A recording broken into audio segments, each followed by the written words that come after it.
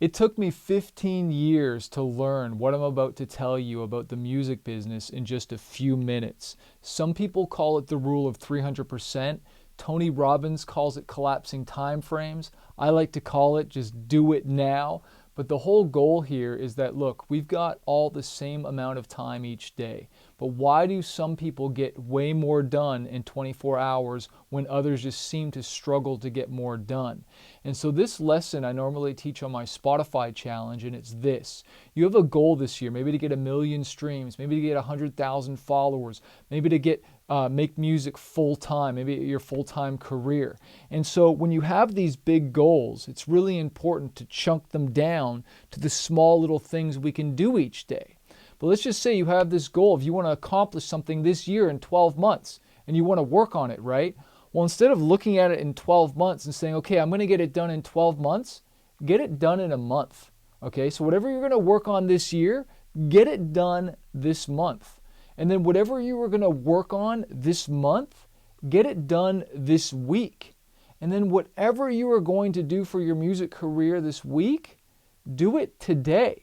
And whatever you are going to do today for your music career, do it now. You know, even if you had to pause this video, do it now or right afterwards. Like, why are we putting it off and say I'm going to do it tonight? Or why am I putting it off and say I'm going to do it tomorrow? Procrastination is the assassination of our dreams. And when we keep putting it off, or I'm not ready yet, or the mix just isn't ready yet, the artwork's just not ready yet, like sometimes you just need to get it done and put it out there. I think it's Seth Godin who says you just got to ship it. Just get it done. And what really helps for me with this is putting a deadline, okay? Dreams are goals with deadlines. Or sorry, goals are dreams with deadlines. You have a dream, you have a goal, well, put a deadline. When is it going to be done? I'm putting a new album out next year.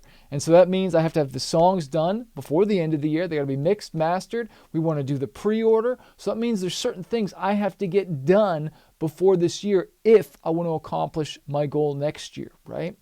The next biggest thing that I learned, and this was a game changer, this is like a 6-7 figure advice, and that's buying back your time. Okay, how to get your time back, right? Because this is the thing. Poor people invest or just think money is the whole point of money is just to pay bills. And that's like the starving artist mentality. Just enough to scrape by, just enough for me. It's the real selfish mentality. And then you got the middle class artists. You guys have kind of figured out the money thing a little bit. And so, but you spend your money on the wrong things. You like buy guitars that you don't need. You buy plugins that you don't use. You buy designer clothes to impress people that don't care and don't actually even like you. And then there's the rich artists. And you know that your money, you invest your money so that it starts making babies and to get back your time. And this thing I learned from one of my mentors just really changed my life is that it's easier to make a lot of money in a short period of time than it is to make a lot of money in a long period of time. So that's like saying it's easier to make $1 million in a month than it is to make $1 million in a year. And I want to give you an example regarding the music industry. Because I used to tour my face off. We used to play like 1,000 shows, 100 to 150 shows a year. I've played thousands of shows. But I remember this one tour. Let's just say we did 10 shows. And the average people I was in front of was 100. So 10 shows to be in front of about 1,000 people total, okay?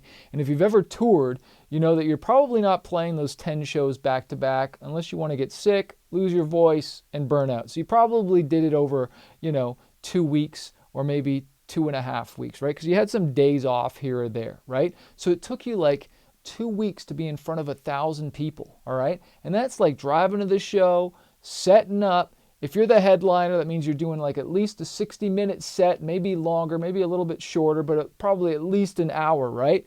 And so you're setting up, signing autographs just to be in front of 1,000 people, just to sell whatever merch that you got, etc., right? But then I learned how to buy back my time. And where instead of touring myself and me being the headliner, I bought onto another tour. All right. And we actually did this. And I talk about this in my book, Fighter, 5 Keys to Conquering Fear and Reaching Your Dreams, is this. I bought onto the tour. The very first night, I was in front of over 2,000 people. Over 2,000 people. okay? And that's in one night, one day, where normally it took me over almost 2 weeks to be in front of that many people. I did that in one night. That is a 20x return, but it gets better because I performed less time. So I only did like a 15, or I think we had a 20 to 30 minute set.